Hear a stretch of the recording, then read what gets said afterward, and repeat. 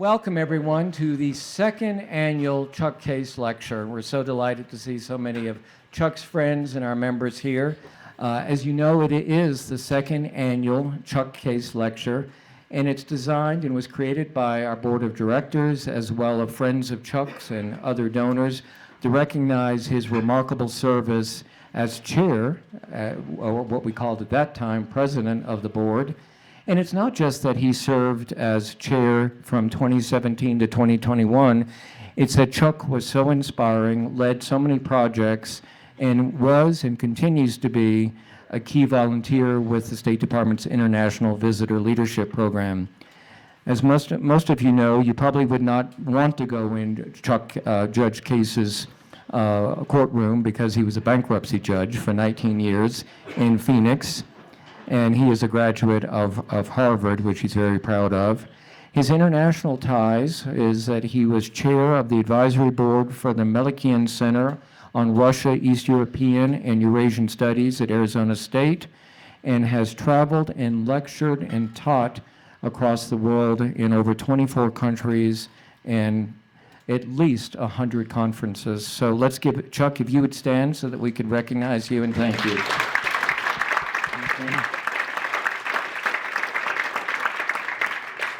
So when we were considering who would be the ideal speaker for the second annual lecture, I think, Chuck, our emails crossed each other simultaneously because we both thought of Steve Vladeck, recognizing the impact over the last 2 years of the many decisions handed down by the High Court, such as Dobbs overruling Roe v. Wade, affirmative action, and gun legislation. We also realized that the Shadow Docket, the subject of Steve's most current research, was something that people probably didn't know much about and was not in the headlines. I also think that tonight's talk and having Steve here is particularly timely because Steve has done a great deal of research on some of the international legal issues pertaining to the International Criminal Court, and all of these are certainly at the forefront as we look what's happening with two wars, Russia and Ukraine, and Israel and Hamas. So we may work some of that into the evening's discussion as well. You've read his bio, or you wouldn't be here, I think, but I'm going to just hit a few highlights. After receiving his BA from Amass College, Steve moved to New Haven, graduated in 2004 from Yale Law School, where he was the executive editor of the Yale Law Journal. And he's been on the faculty of the University of Texas School of Law since 2016. In addition to his comprehensive research on the Supreme Court, he is a recognized expert on national security law and military justice. In fact, his undergraduate thesis was Leipzig's Shadow, the War Crime Trials of the First World War and their implications from Nuremberg to the present. Steve has the rare ability to translate for us non-lawyers the complexity of the law, as the one reviewer of his book said, accessible English. That he is CNN's Supreme Court analyst is just one example of his talent. And as you know, he is the author of the New York Times bestseller, The Shadow Docket, How the Supreme Court Uses Stealth Rulings to Amass Power and Undermine the Republic. Now, before turning the mic over to Steve, let me mention 2 ways, because you're going to be so excited when you hear him speak today. Let me mention 2 ways that you can stay in touch. He's the co-host of the award-winning and wonderfully entertaining National Security Law podcast. And I learned today, and now I'm getting the emails, he's the editor and author of One First, a weekly email newsletter about the Supreme Court, and that is available on Substack. So ladies and gentlemen, please welcome our guest tonight for the second annual Chuck Case Lecture. Thank you. Thank you so much, Jim, for that introduction. It's a real treat for me to be back in Santa Fe. This is my second time here. It's just a beautiful city, and it's nice to be in New Mexico as opposed to Texas. I will say, though, Texas, the college football team, I'm perfectly fine with right now. And knowing that I'm here to give the Judge Case lecture, I won't say anything about Arizona State. Too soon. Okay. So what I'd like to do tonight is actually not talk that much about the book. Hopefully, our conversation will actually pique your interest and you will go figure it out for yourself. And indeed, I'm reliably informed that if you don't have it yet, it's available in the back, but decide later. Rather, what I really want to talk about is where we are with the Supreme Court and why it is that the court has become such a lightning rod. Some of maybe the less obvious ways in which I think the court is struggling as an institution, and also why I think part of the problem is actually how we talk about the Supreme Court. So, many, if not most, public discussions of the Supreme Court tend to focus on what we might call the merits docket. Jim, in his introduction, mentioned Dobbs and the affirmative action case. The court's going to hear a really important Second Amendment case tomorrow called Rahimi, also from Texas. We're very good for business. But that this is what we tend to think about when we think about the Supreme Court. Maybe lately we've been thinking a little more about ethics and the justices' personal behavior to a degree that we hadn't in a long time. But what we miss when we focus on the Supreme Court, when that is the sort of the centerpiece of the conversation, is we miss a couple of things. We miss, the extent to which there are other features of the court's docket and of the justices' behavior, of everything about the court that actually is worthy of discussion, features that might not necessarily sort us into the same camps that discussions of the more high-profile merits decisions typically do. Institutional behaviors that actually might be something that would unite Republicans and Democrats.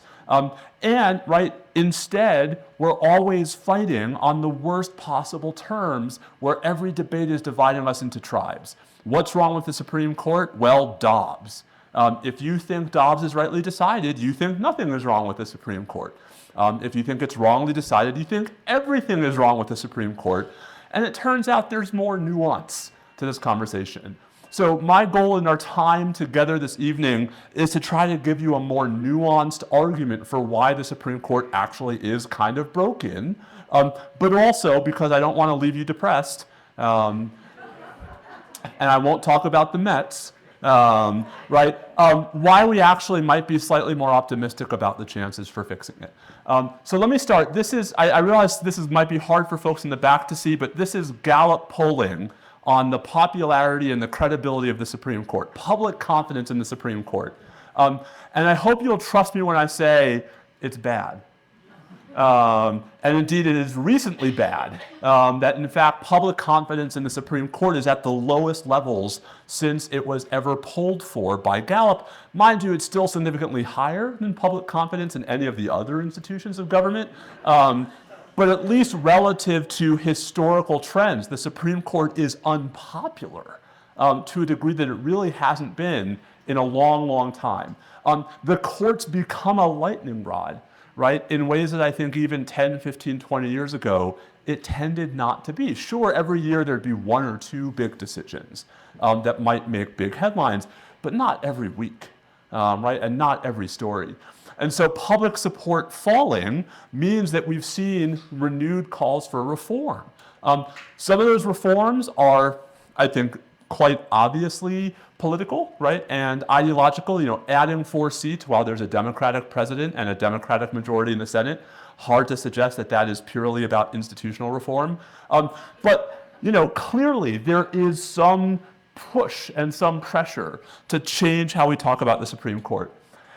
And then along comes my best friend, This is Justice Samuel Alito, and in an interview in the Wall Street Journal just this July, he said, quote, "I know this is a controversial view, but I'm willing to say it," always a good start.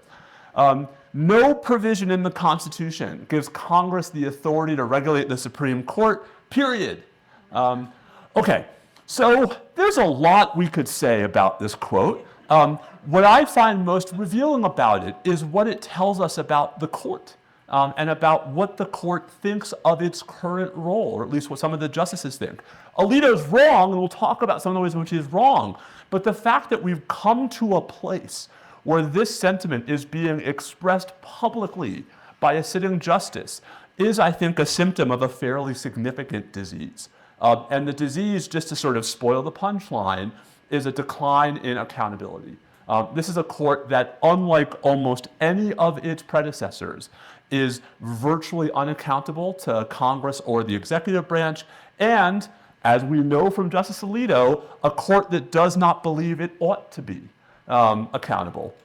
Okay, I'm going to throw a big crazy graphic at you. Sorry, lots of data. This is, right, if you can see it at all, a plot chart of all of the Supreme Court's terms, right? So this is how many cases the Supreme Court has decided through every term in its history. And you can see some rises and falls. What I'd like to focus your attention on is this last little corner over here. This is now, right? And I think it's actually rather striking that since 1988, right, there's been this remarkable drop-off where, believe it or not, the Supreme Court is doing less. Would you have guessed walking in here tonight that the first thing I would tell you is that the Supreme Court's actually doing less than at any point since the Civil War?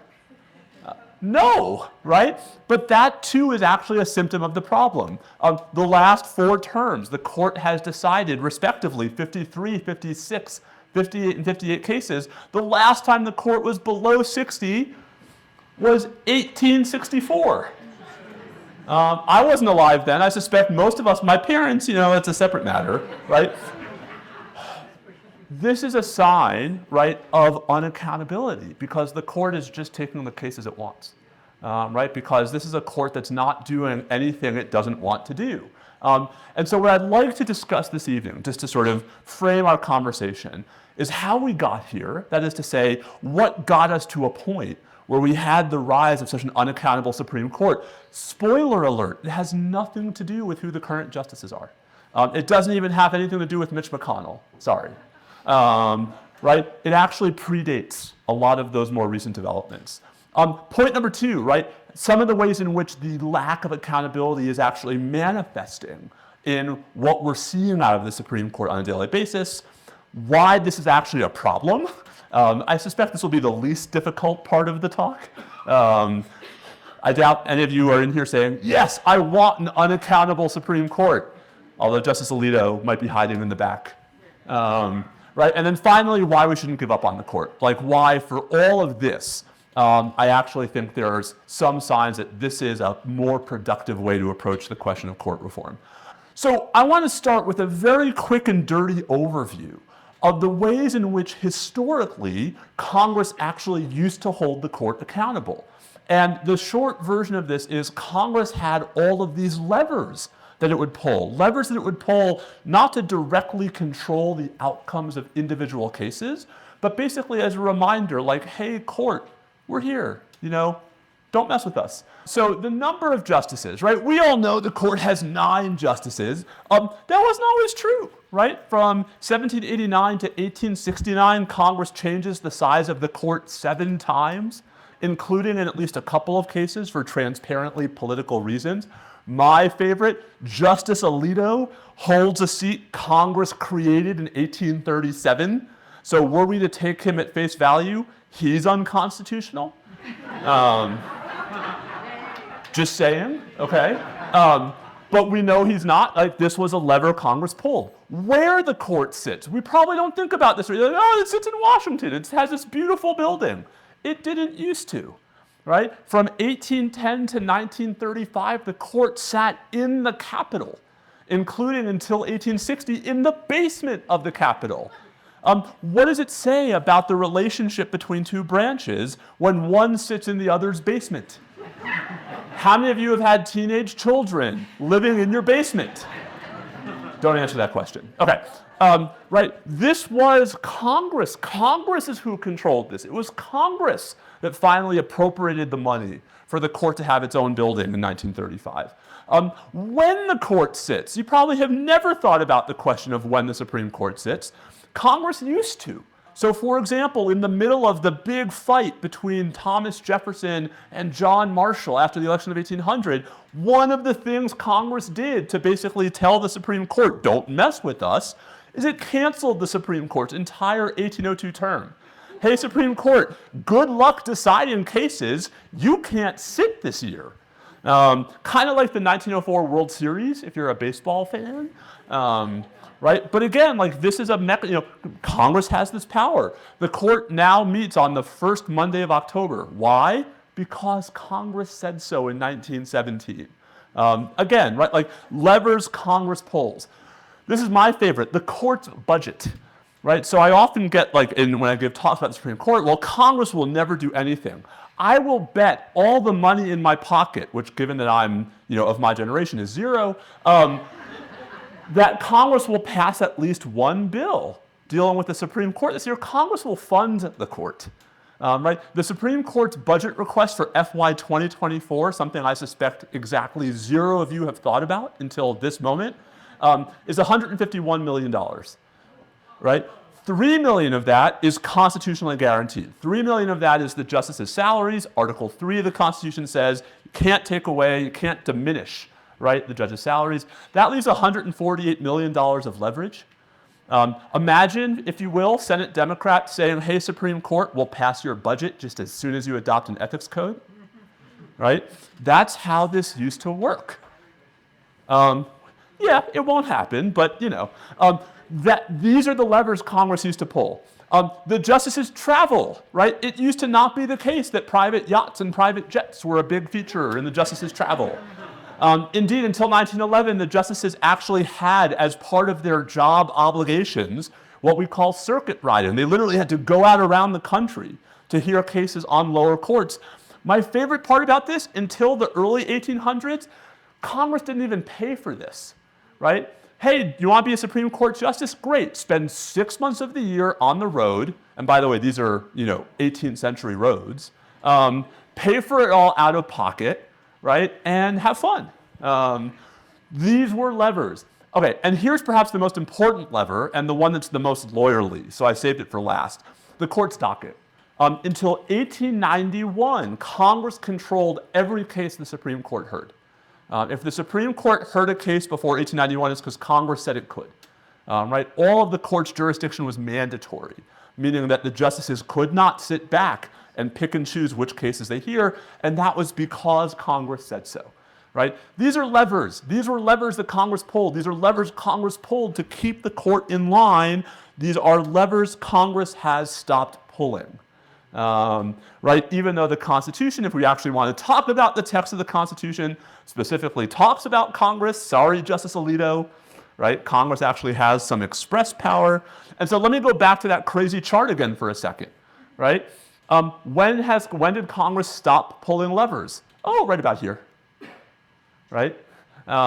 So what you can see, right, this right up here, this is the Judiciary Act of 1925, which is when for the first time Congress gives the court broad control over its docket, and the court's like, great, we're going on vacation. Then cases pick up again during World War II, and then during the Civil Rights era, and then in the 1970s. And then in 1988, Congress says, all right, fine, you can have control over the rest of your docket. And that gets us to here, right? This is actually visual evidence of congressional disengagement, right? Of Congress giving power to the court over time, right? And this is where we are today. Okay, why does all this matter? Like, how do we get from there to the problems with the current court? Well, let's talk about some of the symptoms of unaccountability. So I already gave you perhaps the most visible symptom, which is Justice Alito saying we're not accountable. It's hard to top that. But let's talk about the merits docket. So the Supreme Court term that just ended, the one that ended in October, the one that covered the affirmative action ruling from June, and some of the other big cases. The court decided 58 cases. They picked 57 of them. Right? Now you might say, so what? They picked 57 of them. Well, you will often hear in the media claims about how often the justices were unanimous, or in how many cases the justices were not divided along ideological lines. Who decided which cases they were going to decide? They did, right? Statisticians have a term for that. It's called selection bias. Right? That, we should not just assume that the data is randomly distributed. 57 were cases the justices chose to hear. Only one was a direct appeal from a state criminal conviction, the kind of case the court used to take a whole bunch of every year. Right? Why? Because they don't want to. They don't want to deal with, Fourth and Fifth and Sixth and Eighth Amendment claims in criminal cases. They want to talk about big federal policies. They want to handle, divisive social questions. The demise of criminal appeals has lots of downstream consequences for state and federal prisoners, for civil rights plaintiffs. The court has stopped taking cases from the military justice system, something near and dear to my heart. Since 1996, the court has granted one appeal by a service member, one, despite getting dozens each year, right? So these are sort of symptoms of how the merits docket is just the cases the justices want and nothing else. One more point on this. It takes 4 justices, right, to grant certiorari. That's how the court exercises its discretion to take a case. Well, since 2020, there have only been 3 Democratic appointees. Which means that, right, since Justice Ginsburg died in September 2020, it's now impossible for the court to take a case without at least one of the Republican appointees choosing to take it, right? So guess which cases they're taking? Which cases would you take? I'm making you are all now the Supreme Court. Good job. Okay, we might be better off. Okay. The book, right? So the book talks about the shadow docket. What is the shadow docket? So the shadow docket is a term I did not coin. It was coined by a Chicago law professor named Will Bode, basically to describe everything the Supreme Court does other than the merits docket. And it turns out that's quite a lot. So in choosing which cases to hear, the Supreme Court actually decides about 5,000 cases a year, right, and picking and choosing which appeals to resolve, not the 58 they ultimately decide. And when the court decides to not hear an appeal, it never tells us why, right? Related to that, emergency relief. While a case is working its way up to the Supreme Court, a party says, hey, Supreme Court, we want you to come in and adjust the status quo in the interim. We want you to unblock this federal policy or block this state COVID mitigation measure, right? Those used to be exceptionally rare, maybe 1 or 2 a year. 2 years ago, there were 25, right? And by tradition, shadow docket rulings, orders that are not signed, are also not explained. This is the most recent one. Again, I'm not expecting you guys to read it, but I'll read it for you. It's really exciting. So this is from October 20th. I always it's actually great. Whenever I give this talk, I just use the most recent one. It never disappoints. Right, so let me tell you what this case is called Murphy versus Missouri. Dr. Murphy is actually the current Surgeon General of the United States. And this was a suit brought by a couple of plaintiffs and 2 states, basically accusing the Biden administration of coercing social media companies into taking down mis- and disinformation about COVID, and saying that that was censorship in violation of the First Amendment. So the district court in Louisiana had issued this remarkably broad injunction, barring a whole range of contacts between a bunch of government officials, like the Surgeon General, and social media companies. This is the Supreme Court staying that injunction. So basically saying, we are pausing the effect of the injunction, no injunction today. And this is everything that the court told us about why. The application for stay presented to Justice Alito and by him referred to the court is granted, period. The end. That was a good story. I really wish that my stories that I read to my 5-year-old were that short. The rest of this is procedural boilerplate, right? That was all the court said. Now, I will say, I'm very happy that the stay was granted. The injunction, in my view, was preposterous. But when that's all the court's telling us, and when the rulings are having such significant effects, it's kind of hard to know what's going on. Now, these rulings are not new, right? For a long time, we've had rulings like this on the most typical kind of emergency the court would hear, a death penalty case, where a death row prisoner was seeking a last-minute stay of execution, or a state was asking the court to unblock an execution. What's new in the last 6 or 7 years is how common these orders are in cases with nationwide importance and nationwide significance, right? Rulings that allowed President Trump, for example, to carry out a bunch of immigration policies that lower courts had blocked. Rulings that that blocked COVID mitigation measures in blue states. Rulings that refused to block Texas's 6-week abortion ban 9.5 months before Dobbs, which if nothing else was good for business in New Mexico. But I digress, right? And so again, right, this is not just a problem unto itself, it is a symptom of unaccountability. The court does not believe it owes an explanation to lower court judges, to government officials, to us. That is a big and important development. This is Chief Justice Roberts in April when he was invited to testify before the Senate Judiciary Committee about some of these swirling ethics concerns. And he wrote back and said, I must respectfully decline your invitation. Testimony before the Senate Judiciary Committee by the Chief Justice is exceedingly rare, as one might expect, in light of separation of powers concerns and the importance of preserving judicial independence. Turns out it's not that rare. Right? Chief Justice Taft actually testified all the time, usually because he was asking for stuff.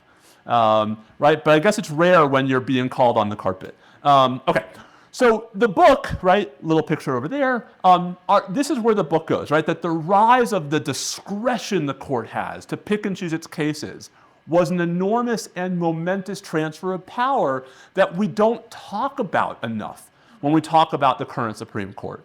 We don't talk about what it means that the justices get to sit back and choose the cases they're deciding and the issues they're deciding within those cases. That's big point number one. And then the more recent proliferation of unsigned, unexplained rulings on emergency applications has gone even further. And part of why that's a big deal is because historically, the court's principal defense of its legitimacy, the very few times the Supreme Court has actually tried to tell us why we follow the Supreme Court, has always come back to the same theme, right? And the theme is perhaps best expressed in the joint opinion in Casey in 1992, that the court's power rather lies in its legitimacy, a product of substance and perception. It's soft power, right? The court can't enforce its own mandates. That shows itself in the people's acceptance, our acceptance, of the judiciary as fit to determine what the nation's law means and to declare what it demands. The substance of this legitimacy is the warrant for this court's decisions. That substance is expressed in the court's opinions, and our contemporary understanding is such that a decision without principled justification would be no judicial act at all. Why, right? Not because they expect us to agree with their principles. Anyone who says, I agree with every decision the Supreme Court has ever handed down, I don't know what to do with that person. Fail them, I think. Right? The point is that we're supposed to hopefully agree that at least they are principles. And we can disagree with the principles while agreeing that they are principles. When the court is doing more and more while telling us less and less, it starts looking more like it's exercising political power and not judicial power. This is 30 years old, but here's more recently. This is Justice Barrett last year at the Ronald Reagan Presidential Library. So this is in April. She knows what's coming. She knows Dobbs is coming and Bruin and West Virginia's EPA. She says, you guys are going to hear lots of nasty things about us. People are going to call us partisan hacks. She says, before you judge us, read the opinion, right? Good advice. 2 days later, hers was the decisive vote in one of those unsigned, unexplained orders that put back into effect a controversial Trump-era Clean Water Act rule in which there was no opinion to read. Right? This is the tension. This is the legitimacy problem. This is the accountability problem. And then there's Justice Alito. We're back to my best friend Alito. Now he's upset because the Phillies got knocked out of the playoffs. So instead of defending the court's behavior, right, the move has been to attack its critics, including people like me. Kind of weird to be watching a speech by a Supreme Court justice where he name drops you. My publisher thought it was great. I'm still on the fence. So this is in a speech at Notre Dame Law School, September 2021. He says, recently, the catchy and sinister term shadow docket has been used to portray the court as having been captured by a dangerous cabal that resorts to sneaky and improper methods to get its ways.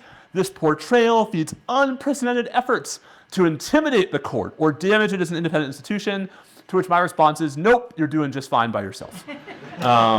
Right? But it's telling that the criticism is not that we're actually acting responsibly. The criticism is that the critics are acting in bad faith. Right? That it's not engaging on the substance of it.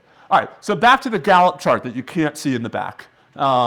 right? Why does eroding public support matter? Like, other than, oh, it sucks that the court doesn't listen to us, so what? Well, it turns out, right, that Justice Alito notwithstanding, public support is essential to the court's legitimacy, because otherwise, why would we follow the Supreme Court, right? Why do you follow the Supreme Court? Right? Judge Case might say, because as a judge, I had to. But that's a telling point unto itself, right? Because as a judge, what you're worried about is being reversed, right? Some judges. Court of Appeals judges need jobs too. I like that. It's a jobs program for appellate judges. The less faith the public has in the justices, the less of an ability the court will have to hand down unpopular decisions, right? Because the reality is that what binds us, when folks talk about who's bound by the Supreme Court decision, you may never have thought about this that much. The formal legal answer is not very many people. Ted Cruz, the junior senator from Texas, got in trouble a couple of years ago because he argued that Texas was not bound by Obergefell, right? The decision that legalized same-sex marriage. So in a say what you will about Ted Cruz, he's a smart lawyer, right? And at least as a matter of legal technicality, he was right. Texas was not a party to Obergefell. So why was it bound by Obergefell? Well, because if it had not followed Obergefell, it would have lost. Right? Because the court has the power to review the next case, right? The case challenging Texas's refusal. Who gave the court that power? Congress, right? Not the Constitution, right? This is the point, that the court's power, even its soft power, is dependent upon public opinion and popular acceptance, partly because Congress can take it away, right? And Congress has given it. So this is the real lesson here, that the court's real power actually comes from the nerdy technical point that in the next case, when the state official or the federal official or the local school board has not followed the court's preachings, they're going to lose, because the Supreme Court's going to reverse any decision to the contrary, right? It took Eisenhower sending troops into Little Rock, right, to desegregate Central High School. But it was a year later that the Supreme Court once again said to Arkansas, you have to follow Brown, right? These are both part of the story. So unaccountability is dangerous. Why is it dangerous? Because the more the court is perceived to be unaccountable, the more we will be inclined to not follow it when it does something unpopular. And the day that there is a senior public elected official for whom it is more politically advantageous to not follow the Supreme Court than to follow the Supreme Court is a very bad day for the rule of law, and a very dark day for the rule of law. This is Justice Robert Jackson, and he had a slightly more elegant way of putting it. He said, we are not final because we are infallible. We are infallible only because we are final. Right? And I push this on my students. Why is it, it sounds tautological. It's not. Right? His point is that we have no special claim to judgment. We just get to go last, and not because the Constitution says so, right? But because Congress lets us. My favorite quote about Justice Jackson, Justice White once told one of his law clerks, "You write beautifully." And a law clerk's like, "Thank you." And White says, "Justice Jackson had the same problem." Always be wary of the compliment. Okay.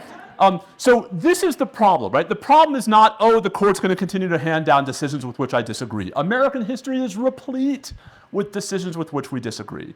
The problem is that the court's eroding public confidence is going to, if not abated, eventually lead to a court that isn't followed.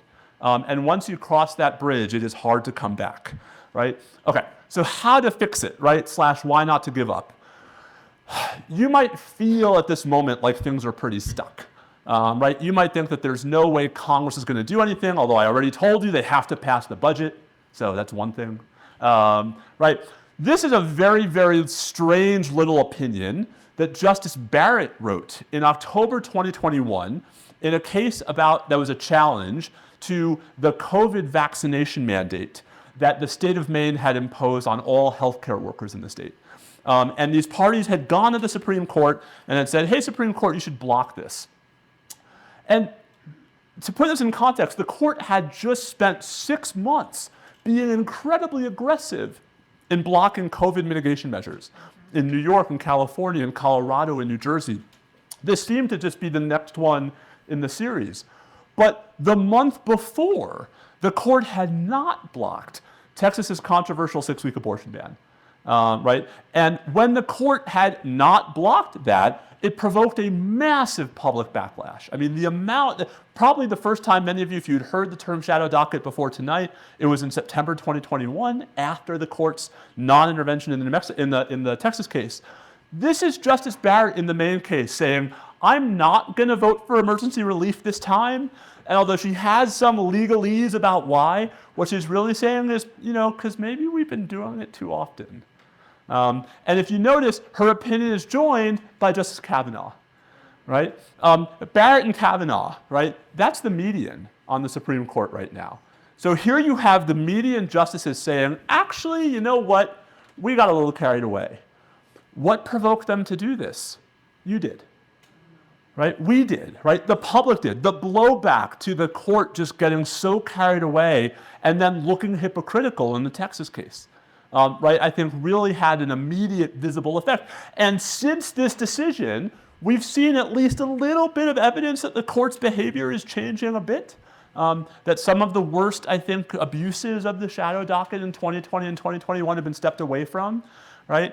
So there's this opinion. The court actually held oral argument last January on the emergency applications in the OSHA and CMS vaccine mandate cases. That was a new development. Like, hey, we'll actually have process. Interesting idea. The court has pushed more and more of these emergency applications onto the merits docket so that they actually get full deliberation, full process. The student loan cases last term are a good example of this. There have been some sort of technical but non-frivolous rule changes to actually normalize and standardize some of the behaviors surrounding emergency applications. And this to me is actually perhaps the biggest thing. Just a couple of weeks ago, Justice Barrett gave a speech at the University of Minnesota, a speech she knew was being recorded, where she said, in response to a question that I think was not a surprise, that she thinks an ethics code is a, quote, good idea, unquote. Right? A year ago, she would never have said that. What made it a good idea? Again, you did. Right? We did. The press did. Public interest did. Why? Because these conversations are not pitched as Republicans versus Democrats. They're not pitched as ideological fights over how to interpret the Constitution. Right? These are conversations about the Supreme Court as an institution and what it ought to be doing and how it ought to relate to the democratically elected branches of the federal government, how it ought to relate to states, even New Mexico. Right? I know that was a little bit of a shot, right? So there are specific reforms that we can and should discuss. I, for one, think a really obvious low-hanging solution is to actually force the court to decide more cases. One of the remarkable things about when the court had to decide 200 to 300 cases a year is that they had to act like judges, right, as opposed to justices. That when you are just deciding every case that comes before you, you have less time to be ideological, you have less time to have an agenda. You really have to do some just triage. I'm sure there was never any triage in the bankruptcy court. You guys were always completely on top of everything. Right? A meaningful ethics enforcement mechanism. It's one thing for Justice Barrett to say, we're going to adopt rules. The question is how to enforce them. It actually really wouldn't be that hard to create an inspector general for Article 3. He wouldn't be able to punish the justices. That would raise constitutional problems. But documenting when the justices are and are not following the rules so that we're not just left to decide whether we trust ProPublica or the Wall Street Journal more. Right? Reporting to Congress, which in cases of really abusive behavior could initiate impeachment proceedings, a power I think even Justice Alito would have to admit Congress has. Right? Congress could take pressure off the shadow docket by actually having more cases go quickly to the court on the merits. And so therefore with less need for the kind of emergency review that we've seen so often in recent years. There are more, I could do this all night. I wrote a book. But that's not the point, right? The larger point is to change how we think and talk about the court. Right? I've been talking for 32 minutes, right? I have yet to criticize a merits decision. Right? And other than my guy Alito, I have yet to criticize another justice. Right? We can have meaningful conversations about what's wrong with the court and how to fix it that don't sort us into camps. Right? The same way that historically we've talked about the relationship between Congress and the executive branch. When we talk about the war powers, the drift of war power from Congress to the president over the course of the last 60, 70 years, we never talk about ideology. Right? Why? Because, well, presidents of different parties have claimed war powers. Right? In that sense, that institutional conversation is comfortable to us. It's familiar to us. This should be too. And so that means, right, the problem is not that there are 6 Republican appointees. We've had that before. I hasten to tell you there was a period where there were 9 Republican justices on the Supreme Court. Nor is it that the court is handing down merits decisions with which many of us disagree. That's also a pretty common feature of the Supreme Court's entire history. What's unique about this moment is the lack of accountability. And that's not ideological, it's institutional. And so to me, the moral is we should be having this conversation in more institutional terms because it's on those terms that we've already seen progress. And we've already seen movement, and where there actually, I think, is a chance of building some consensus, even among politicians in Washington who are so disinclined to even agree that tomorrow is Tuesday. Tuesday. And don't even ask them what time it is. I will say, by the way, daylight savings time, falling backwards, is wonderful until you have kids. They don't know it's an hour earlier. You guys know what I'm talking about. All right. So these reforms might seem elusive, if not illusory, but we already have examples, not just in recent events. We have historical examples of the shifts in the relationship between the political branches and the court. Reconstruction is a deeply interesting example of this. 1937, if you know any of your sort of constitutional history, when the Supreme Court totally turns around in response to FDR's court packing plan. You may have some loose sense that FDR's court packing plan failed because he didn't get 6 new justices. He didn't need them. It worked, right? Because the public pressure, the political pressure, right, pushed the court to change its approach, to change its orientation. And unlike a debate cast entirely in ideological terms, a debate about the court's institutional role is one that is and ought to be a debate that unites people from across the political spectrum. It's why I wrote the book. It's why I write this weekly newsletter that Jim plugged for me. Jim, the check's in the mail. And it's why it's such a privilege to be with you tonight. So I'd love to take your questions.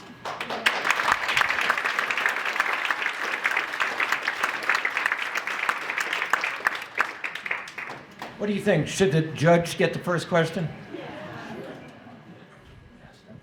A good example, is this on? An example of this lack of accountability and perceived illegitimacy is what happened, I think it was the Alabama redistricting case, where the political forces in Alabama simply seemed to ignore what the Supreme Court did. Why don't you speak a moment about that just to give us that instant thing. The other thing I want to say is, as a judge, as a trial judge, we are required to make findings of fact and conclusions of law and explain every decision that we make. And it's odd that at the lowest level of the federal judiciary, we're required to do that, but at the highest level, they're not. Well, and I mean, as you know, I suspect better than anyone in this room, it's even more odd when the appellate courts pay no attention to those findings of fact. Notwithstanding that, yes. Okay. So the Alabama redistricting case, I think, is actually a great example of how the emergency application has become such an important piece of the story. So I'll take a minute just to tell. So Alabama, like the, 40 some odd states that have more than one House district, redrew its congressional map after the tried to redraw its congressional map after the 2020 census. Alabama's population is 27% black. And it's not just that it's 27%, it's that it's actually relatively geographically compact. That matters under the Voting Rights Act, because under the Voting Rights Act, if you have a large and geographically compact minority population, they're supposed to be proportionally represented in the congressional delegation. Meaning, right, I was told there would be no math, but 27%, 7 seats. That's basically 2/7. Right? And so the argument was that Alabama needed to have 2 so-called majority-minority districts. The map Alabama adopted only had one. And so two different district courts in January of 2022 blocked Alabama's map and said this violates the Voting Rights Act, right? Alabama, go back and draw a second majority-minority district. That would have required that district to be in place for the 2022 midterms. And in an unsigned, unexplained order in February, the Supreme Court, by a 5-4 vote, said nope. And it stayed those injunctions, allowing Alabama to use its illegal map for the 2022 election cycle. That's especially revealing. That was a huge deal unto itself. Let's talk about why. So that's one seat in Alabama that ended up being a safe Republican seat that, given the demographics of Alabama, probably would have been a safe Democratic seat had it been a majority-minority district. The Supreme Court would do the exact same thing in Louisiana 3 months later. That's 2. And then there were 3 lower courts, one in Georgia, one in South Carolina, and one in Ohio, that looked at those orders by the Supreme Court and said, well, even though we think our districts also have to have another majority-minority district, we're not going to order it because the Supreme Court will just stay us if we do so. All right, that's 5. Anyone know the current margin of the Republican majority in the House of Representatives? It's 5, right? 4, they'd be tied and it would be a big fight, right? But 5. That's a pretty good argument, right, that the Supreme Court actually is responsible for the Republican control of the House of Representatives today.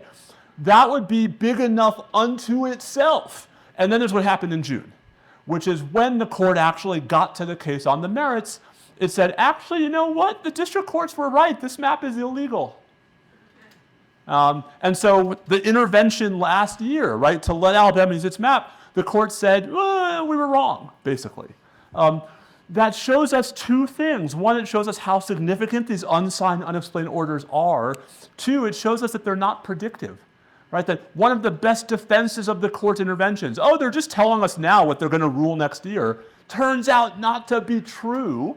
And the court in the process has the ability to cause these massive downstream effects, like the fact that Republicans control the House of Representatives, which is of no significance at all. Nothing has happened as a result of that. This is all just to say, right, that this is why I think we fall into a trap when we talk about the Supreme Court only by dint of the merit. When this case was decided in June, it's called Allen versus Milligan. All the news reports were court hands surprising victory to liberals, right? Or surprising result. John Roberts and Brett Kavanaugh side with Democrats in Alabama voting case. Very few of those stories pointed out what had already happened. Right, and just how problematic it was that the court was doing this after what it had done in the last year. And as Judge Case notes, and Alabama on remand said, are you sure? Right, this time around the court did not. So the lower courts on remand said, yes, we're sure. And Alabama went back to the Supreme Court and sought another stay. And fortunately for all of us, including I think the Supreme Court, this time the court said no. But those are all parts of the story that we don't get, right, when we look at the court through such a narrow, specific lens. I have a question here. From 1789 to the Civil War, the Supreme Court only overturned 2 acts of Congress. One was Marbury versus Madison, which established judicial review, and the other was Dred Scott, which caused the Civil War. And the question is part of the reason why the Supreme Court has become so controversial is post the Civil War, they started overturning acts of Congress, like it or not. That's the democratically elected branch of government. So that's part of the issue. And where is there restraint on the part of the court to think twice before they get involved in politics? I mean, it's a great question. If Justice Frankfurter were here, he'd be rolling in his grave. Actually, if Justice Frankfurter were here, he'd be lecturing us. This is Justice Frankfurter, who was one of the most famous champions of judicial restraint. One of the famous stories about him is during the justices' private conference, when they all sit around the table and talk about the cases, he had a tendency to stand up and walk around the room and lecture. That didn't go so well with the other justices. But okay, I guess I don't think that the answer is that the court should always defer to the democratically elected branches, right? Part of why we have unelected judges is because there are going to be cases where we actually want them to stand up to the democratic. We want to avoid tyranny of the majority. We want counter-majoritarian impulses. But we want those impulses to be restrained. And so judicial restraint is not about never overturning the acts of democratically elected officials. It's about having defensible, coherent explanations, not just for the individual cases where you do it, but for the circumstances where it's appropriate. One of the most, there's a whole universe of cases that are famous in law school and nowhere else. One of those cases is a case from 1938 called Caroline Products. Caroline Products is not important at all to anyone today, but it was the post-1937 court's best effort to articulate a theory of judicial review and to say, in general, we should defer to legislatures and we should defer to democratically elected executive officials, but there are three circumstances where we should be skeptical. And the three the court identified were any time a democratic act seems to run afoul of a textual prohibition in the Constitution. So, enforcing the First Amendment, we're not going to defer, right? Enforcing the Fourth Amendment. Second, right, discrimination against so-called discrete and insular minorities. We should be skeptical of laws that, in the name of democratic majorities, are actually singling out disfavored minority groups. And third, we should be wary of laws that restrict the democratic nature of the political process, because if the political process is not democratic, what are we deferring to? Right? That was a very coherent theory. It wasn't perfect. You could poke holes in it. People poked holes in it, but it was a theory. The modern Supreme Court, really since the early 1990s, has really run away from this framework and has never articulated an alternative. And so I guess my response is I don't have a problem with the court acting in a way that's counter-majoritarian if it's doing so in a way that's principled. And if it's doing so in a way that's principled not just in the individual case, but in the aggregate of cases. And the problem with what we have today is a court that basically strikes down things it doesn't like, doesn't strike down things it does like, and is able to get away with it because it doesn't have a broader framework. In which it is either, right, the sort of the breezy assertion, oh, the framework is originalism. No, it's not, right? Originalism is a methodology of interpretation. It's not a framework of judicial review. And so, this to me, the problem is not counter-majoritarianism. The problem is unprincipled counter-majoritarianism. And those two things I think are different. In line with your suggestions for, or prescriptions for institutional reform, do you have any thoughts about the methods by which justices are nominated and confirmed? And is there a case to be made for term limits for Supreme Court justices? The great question. So I have lots of thoughts about the methods by which justices are nominated and confirmed. They suck. The problem is that they are pretty well hardwired into the Constitution. And so the reality is that, there are so many reforms that are so much more possible long before we get to the kinds of reforms that would take a constitutional amendment. And so, yes, I would love an amendment that changed the confirmation process. It's not going to happen. Before I get to the second part of the question, it is worth stressing that as messed up as the confirmation process is, right, there are ways in which it's actually messed up worse than just the ideology of it. Right? We don't currently have a justice who was ever elected to anything. Right? The last justice who was ever elected to political office, anyone know who it was? O'Connor. Justice O'Connor was the last justice elected to, and she would talk publicly about how that influenced her as a judge.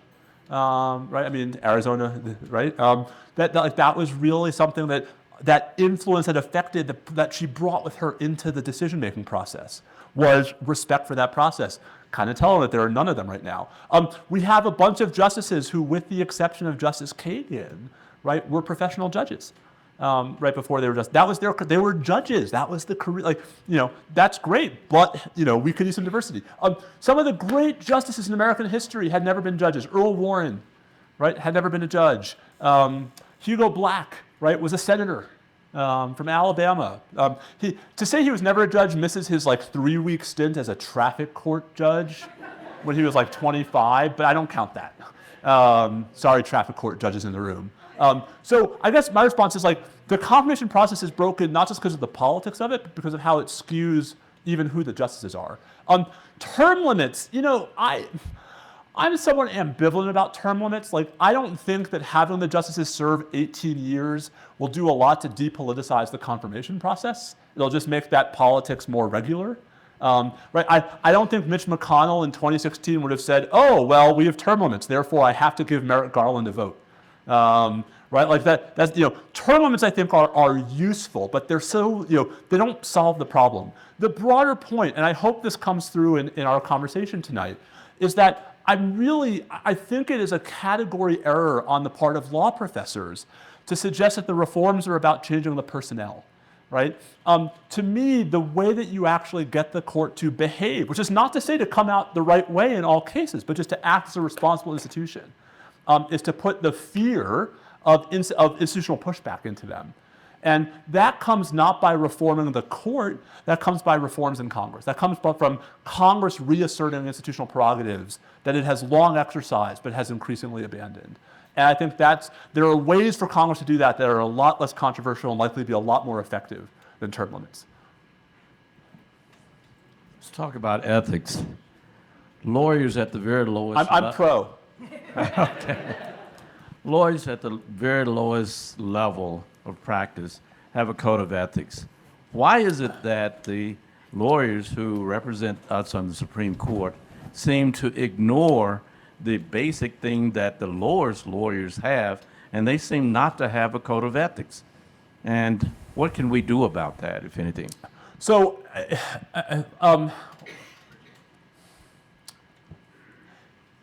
any of you guys ever sped in your life, driven over the speed limit? If I told you with 100% certainty that there were no speed traps along a stretch of very straight highway, would you be more inclined to speed? Why? Because you have no fear of accountability, right? Because, it's not like it's safer to speed when there are no state police officers around, right? You're just more willing to do it because you're less likely to get caught, right? I think it is instinctive and inevitable human behavior that the absence of an enforcement mechanism incentivizes conduct that you might not even think of, as problematic. The problem, I think, again, is so for lower court judges, bankruptcy judges, district judges, circuit judges, it's actually possible to have a meaningful enforcement mechanism because none of them are, the sort of the highest judges in the land. Hard to do that with the Supreme Court because once you give anybody else, right, the power to administer discipline to the justices, the Supreme Court's no longer the Supreme Court, right? Whoever is in charge of the Supreme Court is the Supreme Court.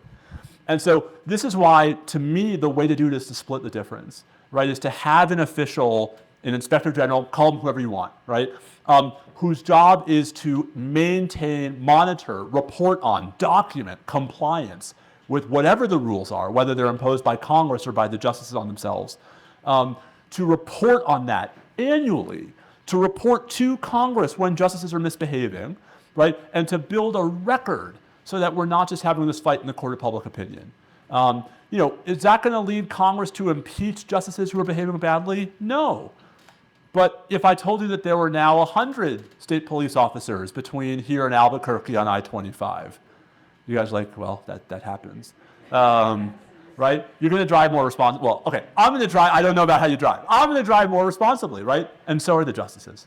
And so to me, the way, again, guys, it's all back to the same conversation. It's about creating the sort of the specter of consequences, the specter of pushback, right? The specter of accountability. This is why I keep beating the dead horse that what this is all really about is a lack of accountability and the mechanisms that we can pursue to restore at least some of that. So a social science question to fit with all these legal questions. If public opinion about the court is primarily driven by this accountability feature, I would expect there's not a partisan bent to the changing opinion dynamics that you shared from the Gallup poll. But if it's more about the merits, then I would expect there to be differences between primarily Republicans and Democrats about how they feel about the court in the last few years in particular. Mm-hmm. Do you have a slide hiding in your deck that would show that? No, because for better or for worse, Gallup does not poll on the shadow docket. But I mean, the question's a fair one, and I think the reality is that, I mean, it is certainly true that for a majority of voters, right, they're paying a lot more attention to the merits docket than to the rest of what the court is doing. Right? It's not the shadow docket that galvanized Democratic voters in the 2021 and 2022 cycles. Right? It was Dobbs.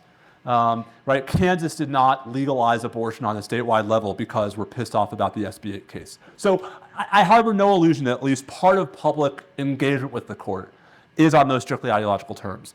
But at least when you drill down and actually start talking about what makes this court different from its predecessors, that's where I think you find meaningful daylight, right? And that's where I think you actually make some progress. Gallup is not polling on this. I'm working on it, right?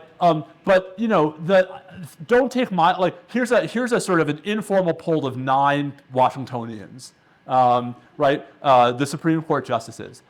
So I mentioned that some of these controversial emergency applications were 5-4. You might have thought, wait a second, who's 4, right? Since Justice Ginsburg died in 2020. The 4th is Chief Justice Roberts. And I actually think that there's a really interesting story there about why John Roberts keeps joining the Democratic appointees in dissenting on procedural emergency orders when he's not doing it on the merits, right? And in the rare cases where he writes or where he's joining writing, it's always the same theme, that these procedural shortcuts are illegitimate, right? And so to me, it's not a mountain of evidence, but it's actually a pretty powerful data point for the notion that there is room to build an argument that, who cares what progressive law professionals like me think, but if John Roberts says this is bad for the court, conservatives ought to listen to. And that's where I think there's, if you make it all the way to the conclusion of the book, and my wife has not yet, she's still on the preface. I mean, if that's not a partner in life, what is? Right, the conclusion's all about Roberts. Because I think that the point is to sort of figure out where are the people on the wrong foot, right? Where are the folks who are actually arguing against their preferences? And I think that's where there's the best evidence that this is not just about, ideological cover for institutionalist critiques. Okay, and while we would love to be able to answer everyone's questions this evening, we're having only time for one more at this point. But if you do actually end up purchasing a book and getting a book signed, he might answer a quick question, perhaps. So thank you. Or a slow one. Yes, so last questions. I had an email too. Well, first, thank you. This has been riveting. I wish I'd had you in law school. Will you tell my students that? I'll be happy to. Okay. I'm a Texas X. Dobbs notwithstanding, if precedent is still alive and well within the Supreme Court, it seems to me that the shadow docket deprives us all of being able to argue cases on precedent. Could you comment on that? Yeah, I mean, if anything, it's actually a half a step worse than that. So there's a version of this talk that I give in law schools that is much nerdier and has a whole bunch more Supreme Court orders in the slide deck. And one of them is an order from February 2021 where the Supreme Court chastises the Ninth Circuit, the federal appeals court on the West Coast, for, I'm trying to remember the exact wording, failing to appreciate that the result in that case was, quote, clearly dictated by the court's decision in a case called South Bay 2. If you went back and looked for South Bay 2, you would find an emergency order issued at 10:44 p.m. on a Friday night in which there was no majority opinion. There were concurrences, there were dissents. If you had like a graphing calculator, you might be able to figure out how the justices aligned. But here was the Supreme Court expressly treating as precedent a decision in which there was no opinion of the court. And if you're a lower court judge, if you're a California state official, what the hell do you do with that? Right? And so, one of the problems here is that it's not just that you're depriving lower courts, lawyers, government officials of the virtue of precedent, which is the principled explanations that can now be applied or distinguished in future cases. It's that the court has been treating some of these unprecedential rulings as precedential, which is in some respects even worse. Now, I think that was probably, the sort of the high water mark. I think the court has already retreated to some degree from those excesses a couple of years. I think that's part of what Barrett and Kavanaugh were reacting to. But it really does disrupt, right, what the court sort of says it's doing when it does that. And this, guys, again, this is just to sort of tie this back to the broader point here. When the court actually writes an opinion, we're not all going to agree with it, right? That's how it goes. But that's judicial power, right? When the court says, do X because we said so, right, that's not judicial power. That's parenting. And, I don't need, I've got 2 parents already. So thank you guys very much.